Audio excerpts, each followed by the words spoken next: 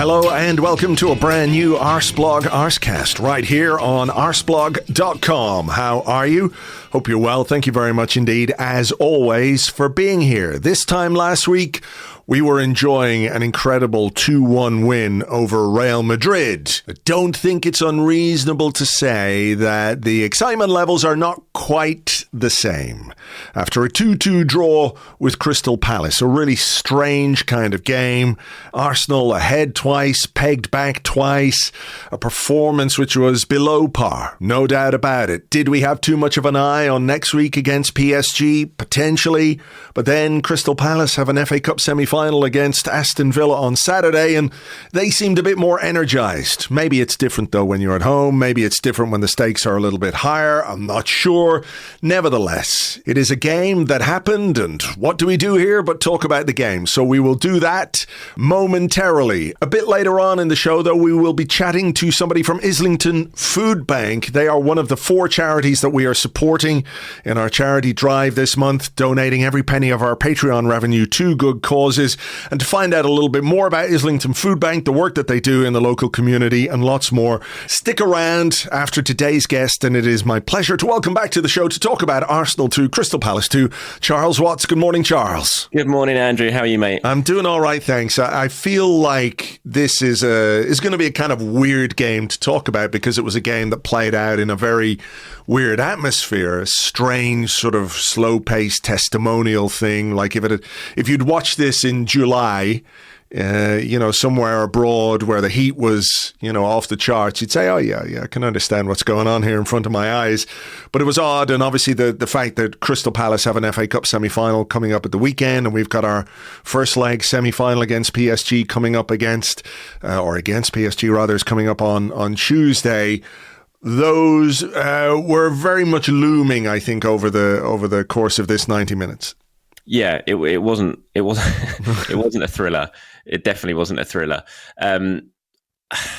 It was a strange game. It was a strange atmosphere, subdued atmosphere.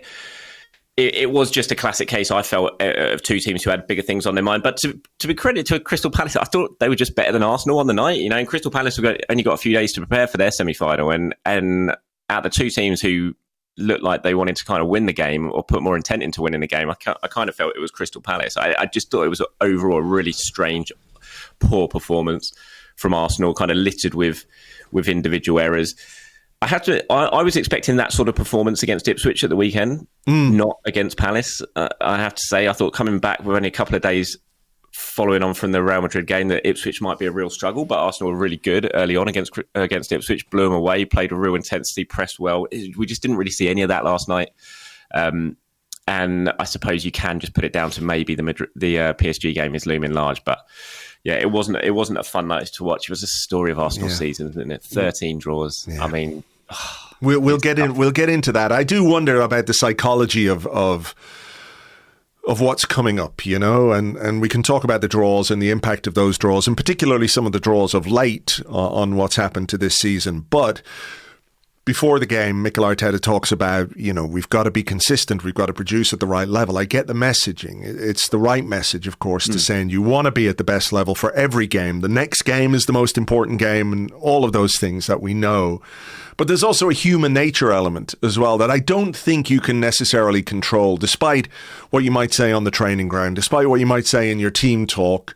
For a lot of these guys, for a lot of these Arsenal players, the game against PSG on Tuesday will be, at that point, the biggest game of their club careers.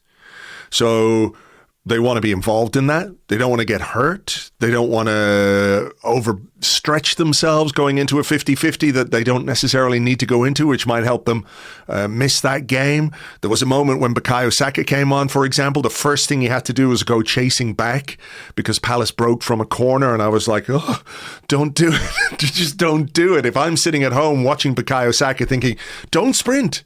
Don't sprint. Those things must be in the minds of the players to a certain extent. So while I'm not saying, I'm not making excuses in any way for the performance or some of the mistakes and maybe the distraction that was at the heart of this Arsenal performance, I can kind of understand it as well, because you cannot help but think about that game and the potential glory that goes with beating PSG, getting through the next round, getting to a final.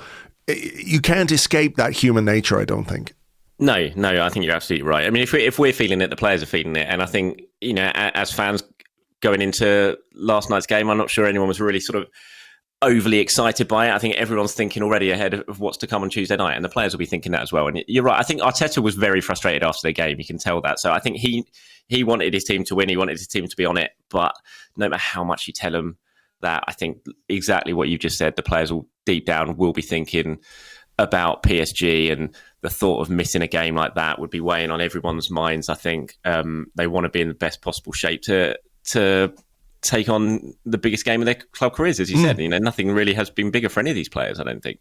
So it must have been playing on their mind. They certainly looked like it was playing on their mind, and hopefully, fingers crossed, we're not still thinking about this game come Wednesday morning, because if we get the right result on Wednesday morning, we have a similar result to we did against Real Madrid in the first leg, and I'm not sure too many of us are going to be looking back and too much frustration about what happened last night. No, of course not. It doesn't happen in isolation, though. It's not happening in a bubble, and football is very much about the moments. But let's sort of go into some of the bits and pieces about the game. No Ben White, no Mikel Merino. Arteta not particularly forthcoming about them when it came to their absence. He just said, well, they're not available. And that's all he said.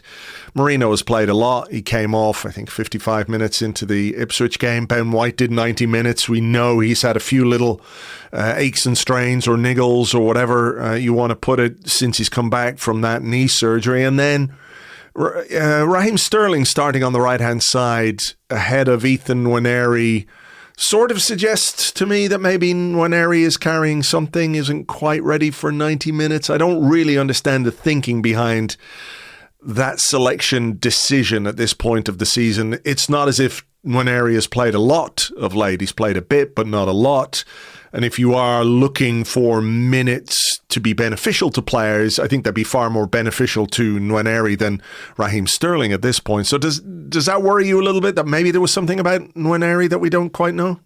My only thought on that, because it's a baffling decision in my mind in terms of why you would start Raheem Sterling in that game over Ethan. But my only thought on it is because of the doubt over Saka and his injury that Mikel was thinking, if anything happens to Bukayo ahead of the PSG game, I want to make sure that at least Ethan's fine. And so I don't want to expose him to too many minutes in case something would happen to Ethan, because I don't think there's any other reason why Raheem Sterling would start that game ahead of Ethan Nwaneri, because it's just detrimental to Arsenal at this point to be starting Raheem Sterling in a game. And it was last night. It was basically Arsenal playing with 10 men in that match. It was just so apparent to me watching it in the first half where the press box is, Raheem's right in front of us. And it just felt like Arsenal were doing everything they could not to give him the ball. The sort of link up Arsenal have down that right-hand side, usually if it's White or even if it's Timber, but with Odegaard and Saka down there, it's constant. They're all moving, rotating, passing the ball, laying it off. Every time you kind of saw Odegaard shaping to give it out there and then thinking, shit, that's Raheem Sterling, and turning back inside and going the other way. And it really did feel like they were doing all they could not to give him the ball. And I think that kind of tells its own story, that they kind of know that he's just not at the level. And it's sad to watch. It's tough to watch. Watching him square up his fullback nowadays is just like, what's going to happen before he even tries it. And it's so I don't see any reason why he would be starting that game ahead of Ethan Nwaneri, other than there was a doubt over Saka, and Mikel was just thinking, I can't afford to let anything happen to Ethan Nwaneri ahead of PSG in case I have to use him. I hope that's the reason, because I haven't heard there's any injury to Ethan. And I think if there is an injury, then why would he come on anyway in the second half? So I thought that was a really confusing team selection sort of choice from Mikel, and I don't think it paid off at all. No, I don't know that we can say anything more about Raheem Sterling that hasn't already been said, or what you've just said. The one moment where he actually moved off that right wing, because I think it was basically just like a training cone out there, basically. The one moment he came in and combined quite well with Leandro Trossard, he set up a good chance for Declan Rice not long before Palace equalised, and Rice fired not far wide. And that, I think, even made the rest of his performance even more stark, because you're right. You could see it with Odegaard, you could see it with Timber, you could see it with other players that they decide to go back and just not give him the ball. And listen, we all know when we're seeing something like that, we all kind of know what it means. But yeah, it was not great from an Arsenal perspective to have him out there. The game started well though, with an early goal, set piece goal. I think it was Martinelli who was fouled out on the left-hand side. Good delivery from Martin Odegaard, and I think despite the fact that the Crystal Palace marking was, well, non-existent, it was quite funny to see the replay. Kiwior sort of putting his arm back to hold off the defender, who I think is Eddie Nketiah, but he's just not there. He's not even close to him. Still a very good header from Kiwior. Some distance, to finish from there, I think is very impressive. Yeah, it's a fantastic header. It was right in line with where I was. It was one of those when the ball was going to him and you saw he was in so much space, you still thought he's not going to score from here. It's a really, really impressive header. Yeah, Palace's defending was not great. They didn't handle that Arsenal trick of everyone standing offside, coming back onside, and then going again. They just didn't handle that very well at all. Eddie should know that well, in fairness. Eddie should know that well. He definitely should know that well. I was happy for Kiwior, though, because it's been such a good couple of weeks for him, and to score that goal as well. And I thought it capped a really good performance from him as well. I thought he was very, very good yesterday. So it was a nice moment for him.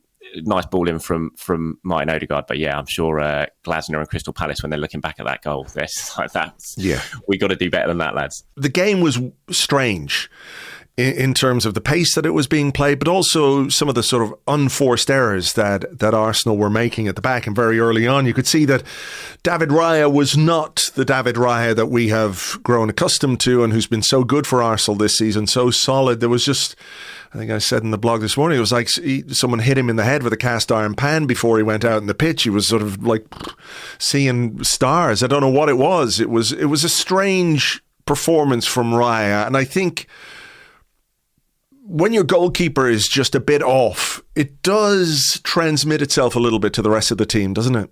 Yeah, I think a lot of the jitters we saw from the Arsenal defence yesterday was kind of down to they knew that David Raya was just a little bit off it. There was that early moment, wasn't it, when a corner came in and he came in flat today. I think Eddie got the header and he put it wide.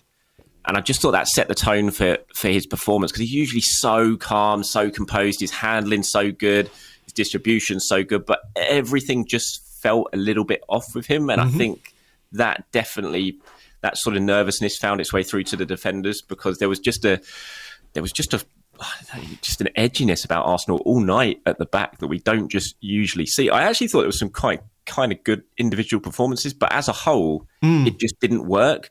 That back four, like Saliba, for example, I thought one-on-one all night, he was very, very good. Like against Nketiah, Nketiah just did not get any joy out of him one-on-one. But then in sort of overall match situations, as we saw with the second goal, which we'll get to, there was just a little bit of, there was just a strange feeling about Saliba, and the whole defence was kind of riddled with it. And I do think that comes back to David Raya. It was just an off night for him. There's not been many of them. He's been so good this season, David Raya. And I think the way he plays and the confidence he kind of breeds is so important to our Arsenal defend. But yeah, it just wasn't there last night. I saw lots of people on social media when I was like, is David Raya drunk? What is going on? But it kind of gave that vibe. I was like, what is going on with this guy?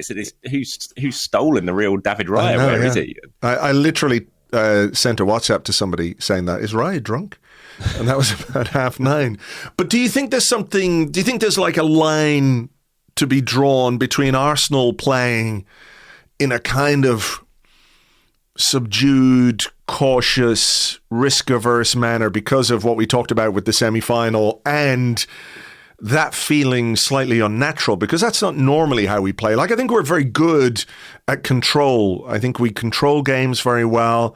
We're good in possession. We can dominate territory, as we know. But I think when there's something else in the back of your mind that maybe you're not quite doing it in the same way, that might play a part in what looked like a sort of, as you say, some good individual performances, but overall wobbliness, if that's the right way of putting it. Yeah, I think it probably does. It just goes back to that sort of the mindset, I think, of as much as you want to be as professional as you can, and you've got your manager in the change room before the game saying, come on, lads, don't think about Tuesday night. You can't, in the next game is always the most important. I just think it's very hard to put that put that to us. Like, it's even like the way I was covering the game in the press box yesterday, normally there's just got the kind of intensity in the second half of what you're trying to file and get all your stuff done. But again, it was just, I felt it. Everyone around me felt it. The fans felt it. And so the players must feel it. It's just very hard when it's something that big. A game of that magnitude is just looming over everyone. And the league season's gone. Mm-hmm. Effectively, you're going to be, your top 5 position is pretty much secured. I just think that creeps into the psyche of everything, and I just think we saw that last night in the game and the performance. Yeah. What about the Palace equaliser then? It came from a corner. Bereze unmarked on the edge of the box, which would lead me to raise some questions about the defending and the organisation. But credit to him, I think it's a really good finish. Technically, he's such a good player, capable of really fine things. I think that is one of those. Bounced it down into the ground, through a sea of bodies, in off the post, and it's a goal for Palace. I would love, Andrew, to see him do that in a red and white shirt next season. He is on my list of players I would love Arsenal to sign. Brilliant. I mean, how many times have we seen Declan Rice try that this season? That's a corner Arsenal have tried a lot of times, and Rice hasn't quite found the finish yet. And that was a really good finish, because it wasn't even one of those ones where he, kind of just standing and it falls to him. He has to kind of jump to do it as well. It's almost scissor kick type thing. It's fantastic technique from a really, really good player. It's a great pick out from Adam Wharton as well, who, by the way, I think is a hell of a talent for Crystal Palace. There's definitely question marks as to why he was unmarked. You do find players unmarked in that position a lot. As I said, Declan Rice, it's happened to him a lot of times this season. He hasn't taken advantage of it yet. Again, it's one of those goals that Arsenal just tend to concede in that situation, but it just feels like Arsenal find a way of conceding, both for Palace's goals last night. For example, brilliant. Yes, you can question defending, but brilliant finishing. And it kind of feels like Arsenal find a way of managing to concede excellent goals that you wouldn't normally see time and time again. And it was a brilliant strike from Eze, who, like I said, I think he's a fabulous player. Eze, I think could be brilliant in this Arsenal team, this Arsenal squad. Love to see him at the Emirates. Yeah, I think Palace have as many set-piece goals this season as Arsenal, so that tells you about their prowess from that. It was 1 and 2, wasn't it? And both goals. The first 2 goals came from set pieces. I think you could have a wise betting man would have probably made quite a bit of money on that last night. Yeah, probably, but maybe our set-piece coach should be more aware of what Palace are up to a little bit in terms of how they set up for those things. But look, take nothing away from Eze. It's a great goal. The game continued with this strange atmosphere, this subdued atmosphere, testimonial pace, whatever you want to call it. So I thought it was quite striking that we talked about Raheem Sterling and players not passing to him. I think you can see in the build-up to the second goal, Timber looks outside, sees Sterling, and then just kind of says, oh, fuck it, I'll have a go here myself, and picked up the pace and drove forward and played in a really sharp pass to Trossard. I mean, he really hit that pass, which is what you need. Get some pace in the movement, some pace on the pass. Trossard, good touch, shifted inside, maybe a touch of good fortune with the deflection, got it just inside the post, but I think that's reward for the endeavour and for Timber picking up the pace. And Trossard, as we know, technically very good. 3 goals in a few days for Trossard, which is good news, I guess, going into PSG where he's going to play. Yeah, absolutely. He deserved that bit of fortune with the deflection, because I thought the first touch was really, really good. As you said, Timber fizzed that into him, and he killed it really, really well. I thought Trossard had a good game yesterday, just like he did it against Ipswich as well at the weekend. You're right, the Timber thing, that was very much look out wide, saw it was Sterling, then just thought, sod this, I'm just driving in. And it is nice to see Arsenal inject a little bit of pace like that, and you can see what happens when you do, a little bit of intent. It came out of absolutely nowhere, that goal. It just, that half was drifting towards being level at half time. Yeah. But yeah, it was a really good take by Leandro Trossard. I think that's what, when you look at sort of positives from last night, I think Trossard is certainly one of them. His movement's good. He just seems like he's in a nice bit of form at the moment, which is important, obviously, considering he's going to be playing against PSG. Because Trossard, one of those days, he'll go through weeks when you kind of look at him and think, are you really a footballer, Leo? But then he'll suddenly click into gear and he'll do so many exceptional things. He's just I listened to you and James actually on the way to the game yesterday, listening to you talk about Trossard, and you're just it you're just so right in your description of him and how he can do the sublime so well, but then he can also do the ridiculous so well. He's such a strange footballer. But we saw quite a lot of the best of him last night, and I thought it was a really, really good goal. Lovely touch and deserved the bit of luck that he got. For sure. He's tended to be a bit streaky at Arsenal since he arrived. Yeah. I don't know if he's been streaky this season as sort of more inconsistent, where he's had a couple of good games and been effective, and then a couple of bad games, but in different games, shall we say. I'm hoping that now would be a good time for him to go on a streak, because we need him against PSG. I think he's going to play up front for reasons we all understand about team selection and who's available for PSG, and there are some question marks over that. So I'm hoping that the goals this week will do him good. Confidence is a hell of a thing for players. So, 3 goals in a couple of days for him is good going. That was 2-1 at halftime. Second half, kind of more of the same.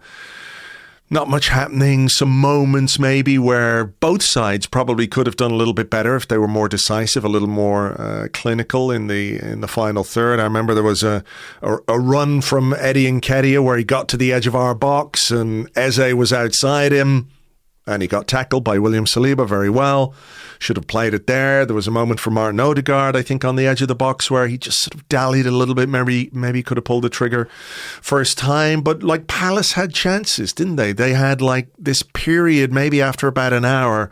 I think there was a free header for Devaney, which he didn't get right. It hit his shoulder and still almost went in. And from the resulting corner, I think Raya actually made a decent save. It was Mark Gahey, a flick, and there was pressure from Palace. But then immediately after that, Raya came for a ball and completely missed it. I don't know what he was seeing. Reminded me of that great Paul McGrath story, where he was playing for Villa and he liked a drink, I think it's fair to say, Paul McGrath. And one day he was playing and perhaps a little hungover and went down injured. Physio came on, and it could be one of those apocryphal stories, but basically he said to the physio, listen, I don't know what's going on. I'm seeing 2 balls here. And the physio said, don't worry about it, just head both of them. He was a bit scatty, wasn't he, in terms of his handling and maybe what he was even seeing. Yeah, well, I mean, that incident where he made the good save from Gahey, I was in the middle of typing, Raya's had a strange game, but he's just pulled off a really good save. And then before I even finished that, the next corner had come in and he'd flapped at that header from the back post, and somehow Palace hadn't turned it in sort of behind him. It kind of just summed up his performance on the night. It was just strange. The second half was very flat, I thought, for Arsenal, and it did look like there was an equaliser coming around that period of the game. Obviously, Mikel reacted then, and Sterling went off, and Saka came on, and it kind of looked like Arsenal had got through that little period, and the game started to die down a little bit again. And then I think there was a couple of really key moments, weren't there? That sure. I read your blog this morning, actually, and you called it a sort of sliding doors moment. I think it kind of was. Arsenal very close to going on and killing that game. It didn't happen, and then obviously Palace got back into it. I think it was a really sort of key sort of 5-10 minute period in the match. Yeah, Arsenal had a goal disallowed, a third goal disallowed. Initially, I think for offside, Jurrien Timber, one of those now famous / infamous scoopy passes that we try and pull off when the opposition sit deep, and most of the time they don't work. He wasn't offside, but the ball, I think, fairly conclusively was behind the line when he pulled it back. So that, I think rightly disallowed. I know we have our issues as Arsenal fans with whether the ball has gone behind the line or not after what happened at Newcastle last season, but I think this one was fairly clear once we saw the replay. Yeah, you can't have too many complaints of that. When I initially saw it and it was given for offside, you're like, oh, this is going to be a goal. But then obviously the replay showed, there's not too many complaints about that. It was clearly over the line. No. And then the chance that you mentioned, which I think Dean Henderson makes a very good save. I was really actually impressed with Bukayo Saka's ability to get on the end of that cross from Gabriel Martinelli, because for all the world, it looked to me like the defender was going to get there first. I think if that goes in, it's 3-1, it's game over, and everyone goes home pretty happy and looking forward to what's coming up against PSG. But credit to the keeper, he made a good save. Yeah, really good save. Good from Martinelli as well. Yeah. Good. And like you said, I thought the intent that Saka showed to get the end of it was was really, really decent. I thought it was a goal when he connected with it. I thought it was a goal. I thought 3-1 game over, but it was a really good save from Henderson and very important, obviously, after what happened, considering what happened a few minutes later. So that was the game there and then, wasn't it? Arsenal score, like you said, everyone goes home happy, 3-1 win, job done, focus on PSG. But Henderson did what he had to do and kept him in the game. And it was a story of a sort of tale of two goalkeepers really on the night. We'll get on to the equaliser now, I'm sure. I know there's been some criticism for Raya for that, but I don't really, in my view, that's not the equaliser is not on Raya. For me either. I think it's more to do with just not being sensible in possession. I think there are too many players in the one area. I think Martin Odegaard is maybe a little bit too deep, to be honest. I think he is there to try and help us keep possession and keep things ticking. But Saliba could easily play a pass out to Timber on the right-hand side, decides to come back, underhits his pass. It's a mistake from Saliba. I think a consequence of the way that we ask David Raya to play and to be available for his defenders and for those around him is that if we make a mistake, he's going to be out of position in goalkeeping terms, if you like. So I think the mistake is Saliba's, right? Odegaard brushed off a bit too easily for you? I don't know, not for me. I think his body shape's not right. He's not in a position to really have a duel with someone like Mateta, who I certainly wouldn't want to go up against in a duel. I just don't think his body shape was right to be able to take that sort of contact from Mateta and come out on top in that situation. So I think it's on Saliba. I'm pretty sure if you ask Saliba right now, he would say exactly the same thing. He knows he made a mistake, like he did against Real Madrid. I saw Carragher afterwards when I got home. I was seeing some of this sort of stuff, the social clips, and Carragher in the studio talking about Raya. But like you said, that's where Arsenal want him to play. That's where Mikel Arteta wants him to be. It's where the coaching staff want him to be. And so I just don't really see that's on him. I think you can see Odegaard pointing to Raya as well when Saliba has the ball. I think he could see that situation unfolding a little bit, and he's saying, just give it back to David. That's why David has sort of pulled across to give himself the avenue to make that pass. And I just think Saliba loses his head a little bit, panics, underhits the pass, like you said. It's a brilliant finish from Mateta, first of all. It is very, very good, I think, the way he does it. Glasner's obviously said afterwards that, they knew about... They're very well aware of David Raya's sort of starting position, and he told the players to take that sort of shot on if they got the opportunity. There was a couple in the first half that he said they didn't take advantage of. Obviously, they did in this situation. So it's brilliant from Mateta. It's another example, I just think, of Arsenal being punished to the full for a sort of individual error on the night. So, how many times would you expect that to nestle in and hit the other side of the bar and go in? More often than not, he wouldn't take advantage of that, but he did. Fair play to him. And it was just another sort of individual error from William Saliba as well, following on from Real Madrid, which isn't great. And hopefully he gets that out of the system because he can't afford to do one of those next week. Well, I hope so. I'll have to hold my hands up a little bit because I said after the Madrid game, that's the kind of mistake that you probably won't ever see William Saliba make again. And now there's like buses, two of them have come along at once. What did you think about Odegaard? Did you think he got brushed off too easily there? I think he just needs to stand up rather than try and make a tackle and win the ball. I can sort of see what he's trying to do. Instinctively, he's trying to win the ball. But I think, Mateta is a big guy. What is he, 6'4", 6'5"? I just think stand up and make it a little bit difficult for him. I'm not blaming Odegaard particularly, but I think that's what I would kind of like him to do in that situation. Credit to Mateta. It is a good finish. I think they did go a bit overboard on Sky talking about it as like one of the goals of the season. It's, born out of like Arsenal making a couple of mistakes really, or like one mistake, which then compounded David Raya's positioning. The finish is so good though. It really is, because sometimes you see a chip and you go, ooh, I'm not sure if that's going to go in. The minute it left his foot, you knew that was going to hit the back of the net. The trajectory of it was absolutely perfect. Do you remember the Sporting Lisbon game a few years back when I've forgotten his name now, did that? He chipped Aaron Ramsdale, didn't he, from like 40 yards in the game that we lost on penalty shootout in the Europa League. Yeah. I've forgotten the guy's name, but it was exactly one of those. So many times you see that and you just think, oh no, that's going over. But as soon as he hit it, you think, oh, this is in. It just reminded me of that yesterday. Mateta, as soon as he struck that, you could see that was ending up in the ended up in there. I wonder what Arsenal are going to do, because I thought it was very interesting that Glasner really highlighted the Raya's positioning, and that they were really, really aware of it, and they were trying to tell the players to take the shots on if they get that situation.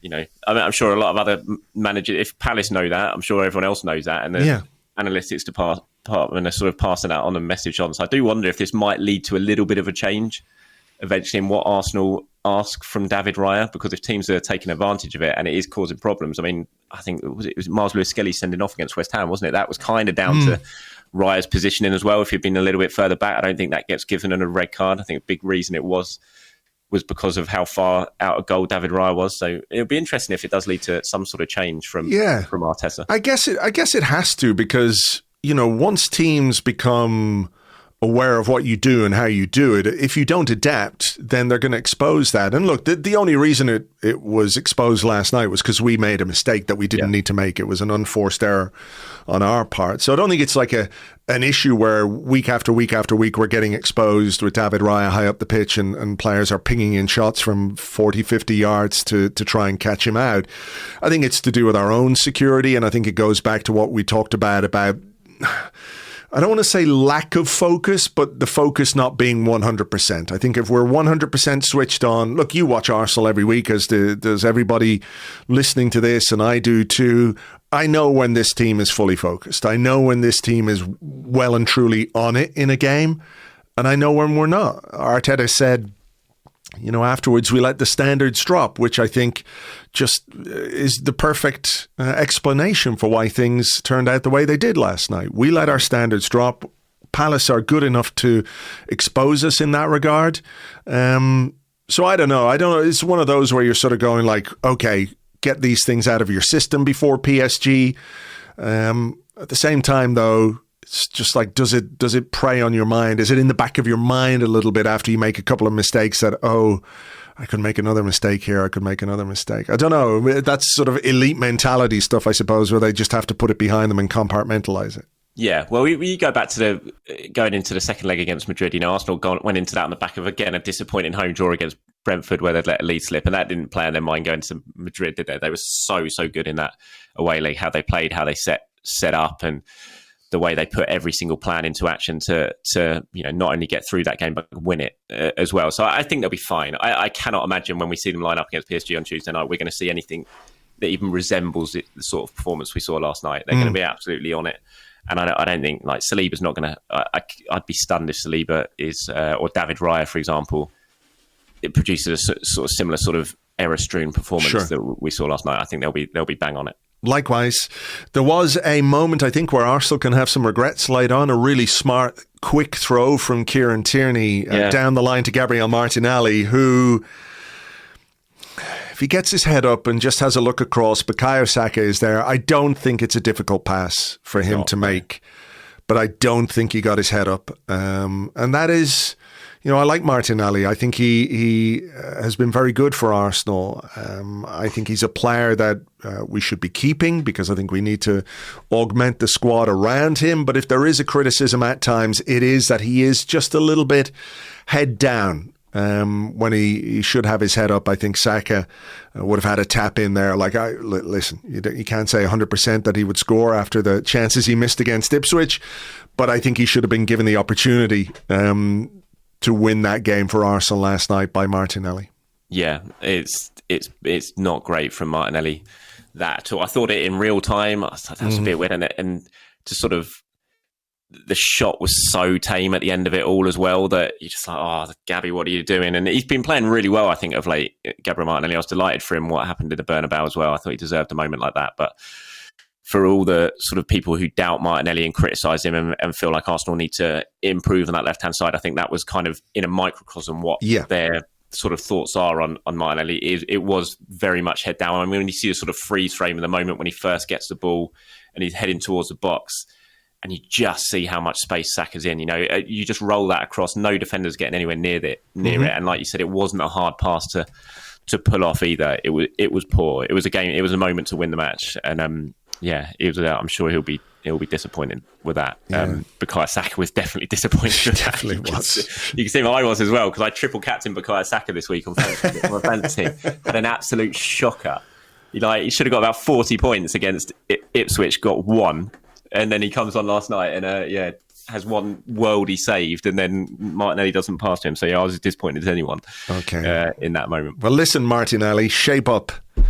You're costing Charles fantasy football valuable points, Andrew. Valuable made-up internet points that he's cost you there. I mean, ultimately, just to finish on last night before we just expand a little bit on a couple of other things, I think you have to say Palace deserved something from that game. Arsenal weren't at the right level to win it, to deserve to win it. I know you can have a game like that and you can end up winning it. I think when you get to 85 minutes and you're 2-1 up at home, you should be seeing that out. Yeah.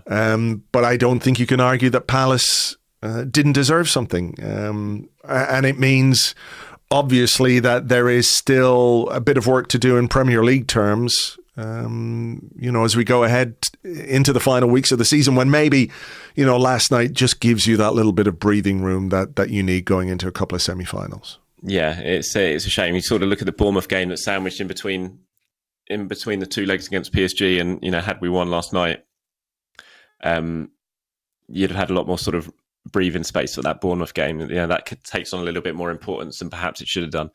It should be. It's kind of a story in the league anyway in the last 6 weeks, isn't it? It should have been out of sight. It should have had second wrapped up a long time ago. Sure. It's just been too many drop points. And I agree. I think Palace absolutely deserved something from that game. And had they won it, I don't think Arsenal could have had any complaints. I thought Palace were good on the night. I didn't think Arsenal were. And I think certainly they deserved something to take back to Selhurst. Well, I mean, it more or less not that it was ever in doubt, but Liverpool just need a draw now, I think, on Sunday. Is it against Spurs? Tough one that against Spurs, though. Really tough one. Yeah, they're a hard nut to crack, aren't they? Only the 18 defeats for them this season. So yeah, Liverpool have got their work cut out for them in that sense. But I did want to, we talked about 13 draws, and that's clearly an issue for Arsenal, right? Clearly, we are tough to beat, but we don't win enough games. I think that is the story of our season. I did want to ask you, what do you think of the, I think people have had this idea, and I understand it, that the league has been gone for quite a while. And I think that's probably true because of how good Liverpool have been and how consistent Liverpool have been. But when you look at Arsenal's last 9 games, 5 draws, just 3 wins and a defeat. There are points there for Arsenal. I know we did ourselves damage at other points in the season, but this last sort of 5-6 weeks, if you like, or the last 9 games, I think have played a part in the title race, such as it is, slipping away from us. Yeah, it massively has. I mean, you go back, it wasn't that far long ago, was it, when Tarkowski got that equaliser for Everton in the last minute against Liverpool, and you thought, this is game on here. That wasn't that long ago, but Arsenal just haven't. The last 2 months have been pretty poor from Arsenal. I know injuries have played their part. Saka was obviously out for a lot of that, and then we kind of lost Havertz as well, and you were sort of experimenting with Marino and trying to bed him in. And there's just been a lot of really bad drop points. You go back to the West Ham defeat, the other draws at home. There's just been so many of them, and so yeah. I mean, Liverpool have been the best team by a distance this season. Arsenal haven't been anywhere near consistent enough to get to really mount a title challenge. But I think there'll be a lot of regret at how these final couple of months have gone and how easy it's been for Liverpool to get over the line. Because Liverpool haven't been great in this period either as well. There were signs that Liverpool were beginning to feel it a little bit, but Arsenal just weren't good enough and consistent enough to really apply the sort of pressure to see, what sort of Liverpool had about them at this crucial stage of the season. So that is a shame, I think. I do think injuries have played their part in that, but sure. But yeah, I think it's a shame how it just kind of petered out in the league, isn't it? There was no real resistance from Arsenal. Yeah. I think when they sort of sit down at the end of the season, they really look at what they need to do and how they need to improve to ensure it doesn't happen again. I think it's going to, this last couple of months is going to be right at the forefront of their minds. For sure. And 9 of the 13 draws have come after we've been ahead in games 18 as well. 18 points. That's more than the last 2 seasons combined. Arsenal under Arteta had really started to be a team that just did not draw games. And yet this season, it's just really strange how it is completely flipped on its head. And to draw 13 games this season, I'm not sure what it says I mean, obviously, I think it says a bit about the attack and how when games are tight, Arsenal haven't been able to get themselves out of line. But also defensively, you know, which we kind of credit ourselves on being very, very good defensively, and we are.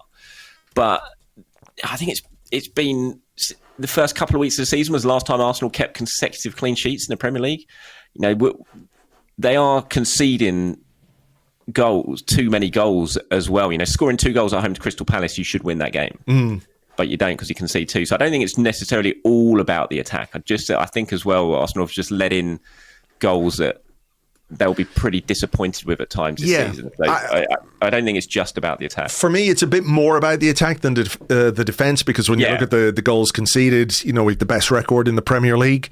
So I think defensively we are solid. I think it's those 1-1 games, the 0-0 here and there, that we haven't been able to nick the goal to win the game. But I do think there is something to what you're saying about conceding goals, and it does feel like we managed to concede goals that we shouldn't a lot. Well, last night was a case in point of that, wasn't it? It really, really was. Yeah. So what now? Obviously, I think the plan is for the players to have a couple of days off, or at least a day off, before returning to hard work and the training ground to begin the preparations for PSG on Tuesday. I mean, that does seem like a sensible move. I know everyone will be saying, knuckle down and sort your shit out and everything else. But I do think after, you know, what we've done against Real Madrid, the intensity of those games, you know, going to Ipswich, having to deal with last night in the context of what that game meant, it's probably going to be very beneficial for them to just like switch off for a day or 2 days or whatever it might be and come back fully focused on what needs to be done against PSG next week, which is, you know, it's a big challenge. We've beaten PSG already this season, but I think it's a different PSG this time around. So that's got to be, you know, part of the prep.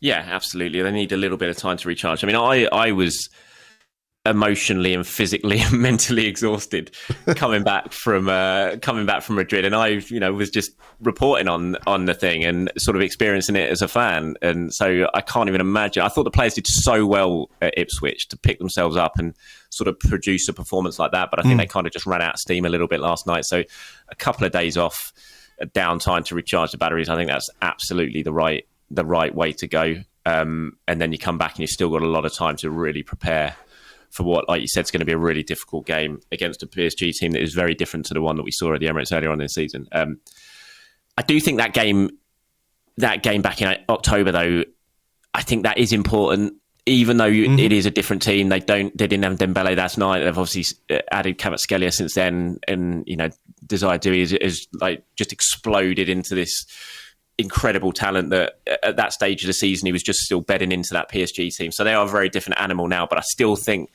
the muscle memory of that game and how comfortable it was and how Arsenal physically dominated PSG on that night, I think that's going to be really, really important for Arsenal's sort of confidence and psyche going into the game. I'm sure Mikel's going to sort of be pointing to that match as a sort of reference of, look, this is what we can do against PSG if we impose ourselves and we physically get on top of them. So I do think mentally that is a really nice memory to fall back on, even if it is, like you said, a different sort of animal in terms of PSG than the one we saw in October. All right. Just very finally, I'm sure many of our listeners will have been subscribed to your podcast, Inside Arsenal. If they haven't seen any new episodes for a while, please explain what happened. Oh, Andrew, it was a nightmare.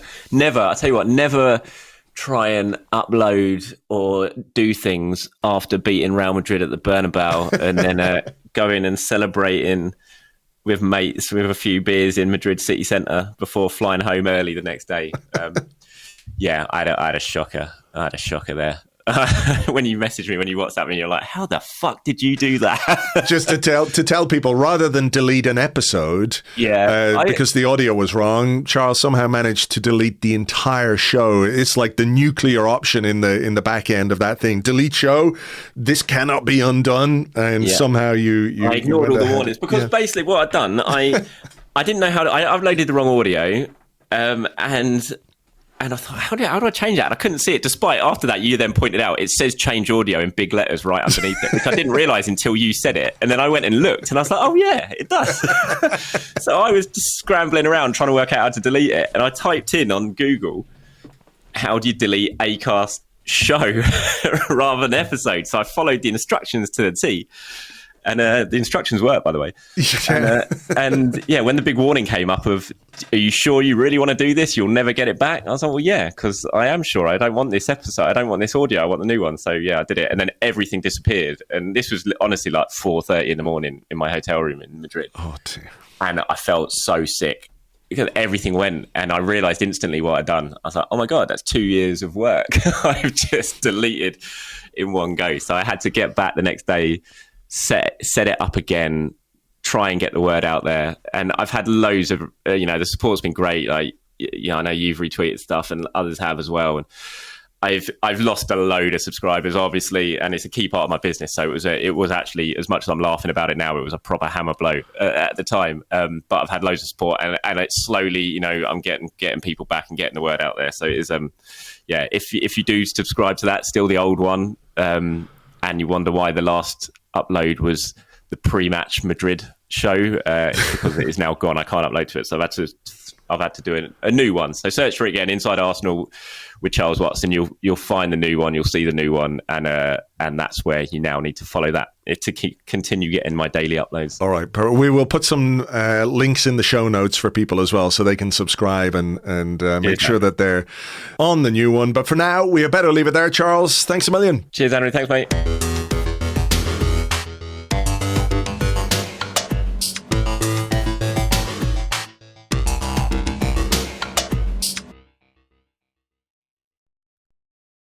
Okay, as you know, in the month of April, Arseblog are donating 100% of our Patreon revenue to good causes, to charities. And one of those causes is very close to Arsenal, to North London. It is the Islington Food Bank. And joining me to talk a little bit about what they do there and the work that they do is Asad Khan, who is a warehouse assistant. Asad, thanks a million for taking the time to join us today. Thank you, Blocks. Thank you for taking the time to speak about this. My pleasure. So listen, tell me first about what you do there. What does a warehouse assistant do at Islington Food Bank? So yes, warehouse assistant. I'm very much a worker bee in the grand scheme of the things. My role primarily actually started off supporting clients in gathering their requirements. So what happens is every week we are given a list of clients who come to the food bank every Saturday and every Monday. I'm one of the Saturday workers where I'm given a list of people who are coming into the building on that day, of which tends to be about 50 to 60 people on that day. And they have specific dietary requirements. There's family sizes. So I will go into the warehouse, collect all the food for that particular client, and then get that ready for the client service team to then distribute for the appointed time when that person comes in and collects. Okay, so you're working hard behind the scenes to make sure that these packages are ready for people. You mentioned about 50, 60 people every time? Yeah, so the food bank serves around about 6,000 people a year. And I think the big part, a significant portion of that is children. So of that 6,000, about a third of that number is children. So yeah, it obviously has a big impact on the community in Islington. Yeah, for sure. So, I mean, just to sort of expand on that a little bit, when you talk about, a third of the people that you're helping are children, is this children who come directly to you, or is it via other methods? Yeah. Or how is that sort of, how does that play out in the sense that these children specifically need the help of Islington Food Bank? Yeah, so let's be clear what that means. When I gather the requirements of my particular client, it will say on that form, this is a family of size of 4. This is a family of size 8. When I look through those requirements, some of it can be quite heartbreaking because my job essentially is I don't speak to the clients themselves directly, but when I look at the requirements where some people are really struggling to even cook food, right? They will say on the form, has no means to put together any of these meals together. So then we got to be trying imaginative in terms of the resources we have. So I remember in that particular example, I've massively loaded them up with cereal boxes because there's not that much we could do in that sort of space. So just going back to the question, adults come and collect food.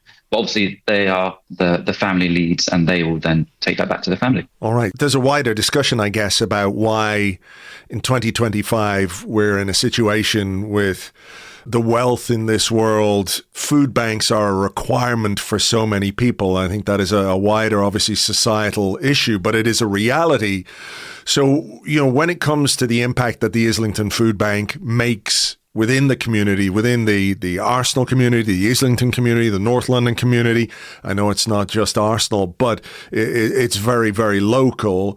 From your perspective, how do you see the work that is being done there, and how vital do you see the work that is being done there? And do you think maybe widely people have an understanding of how necessary this is for so many people?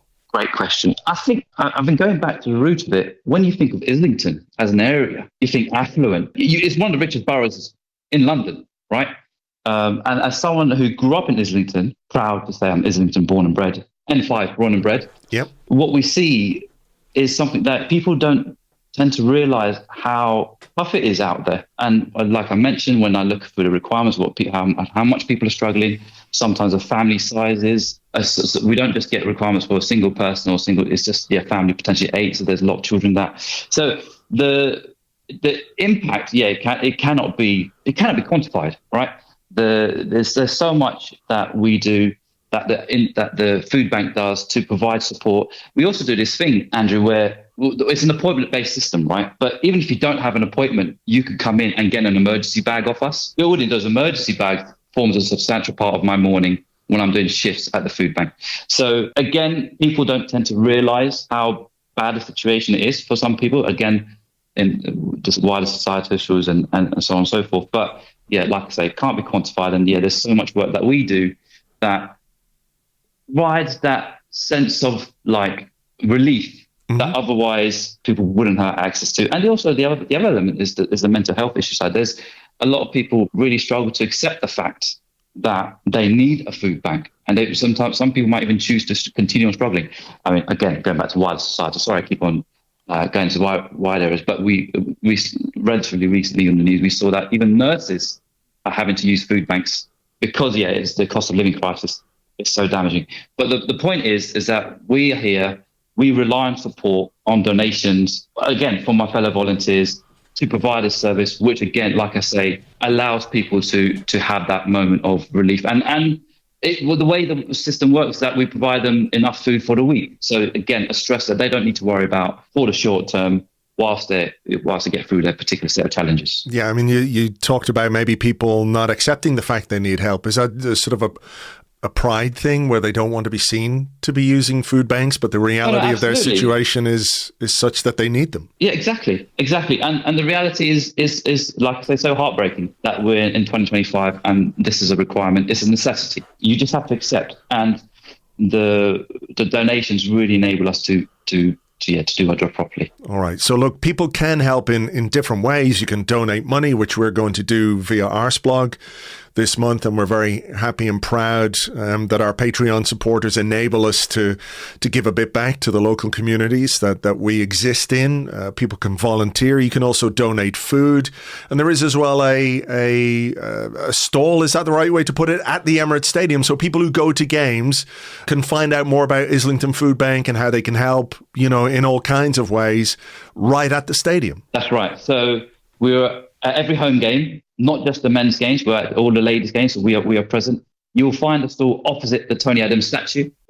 You asked me my role in the food bank's warehouse assistant, but actually I tend to go to those sessions as well. So I'm there for the final game of the season if anyone wants to see me personally. But we are there every week doing drives. We work directly with the Arsenal Independent Supporters Association. Please follow them on Instagram as well. They're known as ASA_Arsenal, if you have a chance to follow them, because we do a lot of updates via that channel.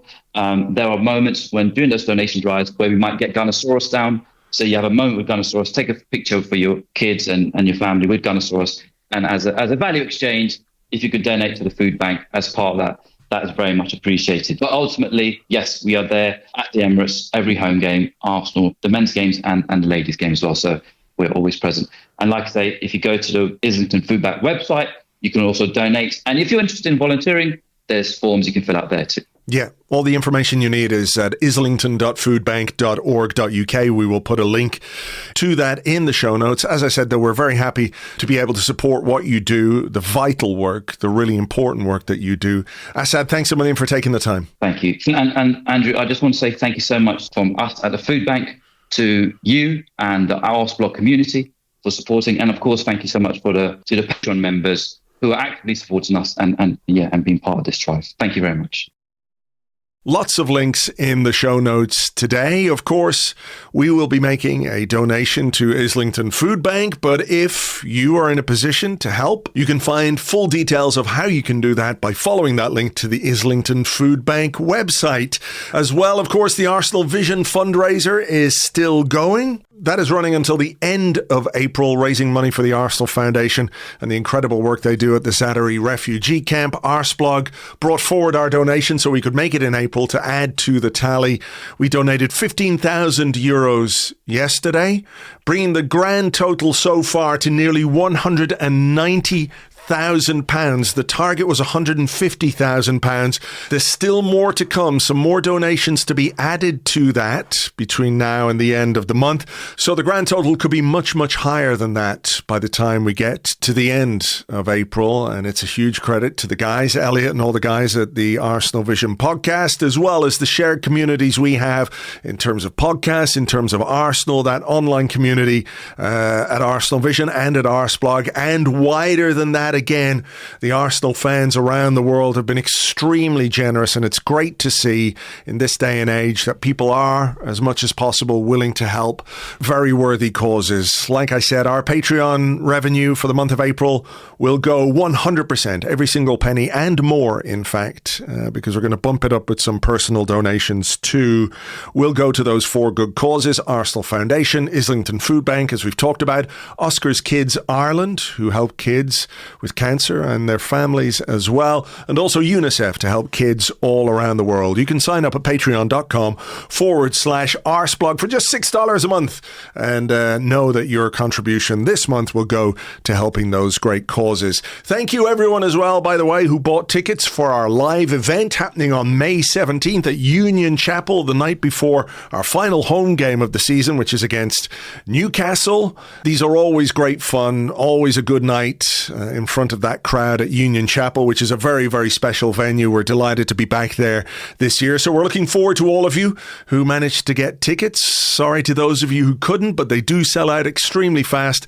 We try and make it as fair as possible, but you've got to be quick off the draw, as they say. Right, I'm going to leave it there for now. Thank you so much, as always, for being with us. It's an Arsenal-free weekend. Maybe that's not a bad thing. We can sort of put Palace behind us, take stock, get ready to go again when we face PSG on Tuesday. James and I will have an Arsecast extra for you Sunday or Monday. I think it'll probably be Monday. You can join us for that. We'll look ahead to a Champions League semi-final, which is exciting, and I think the closer we get, the more that excitement will build. Okay, thank you so much as always for listening. Much appreciated. Hope you enjoyed the show. For now, though, take it easy, folks, and we will catch you on the next one.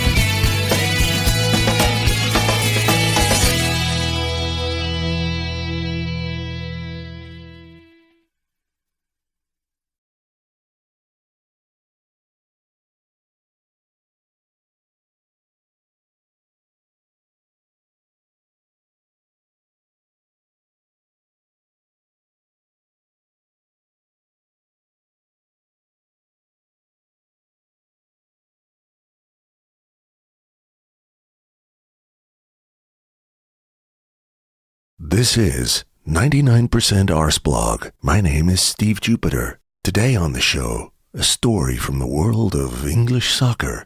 In 2013, an innocent police horse was minding his own business when he was punched in the face by a fan of Newcastle United. To be honest, it was just an ordinary day, you know. I had a policeman on my back, as you do as a police horse. I was daydreaming, really. I was thinking about hay, you know. I fucking love hay. I wanted a big feed of hay. And then this guy came out of the crowd, smashed me one right in the nose. Really hurt. But first, a word from our sponsor. Do you have tremendously unsightly pubic hair? Do your inner thighs look like Tarzan married Cousin It? Well, we have just the thing for you. Scissors.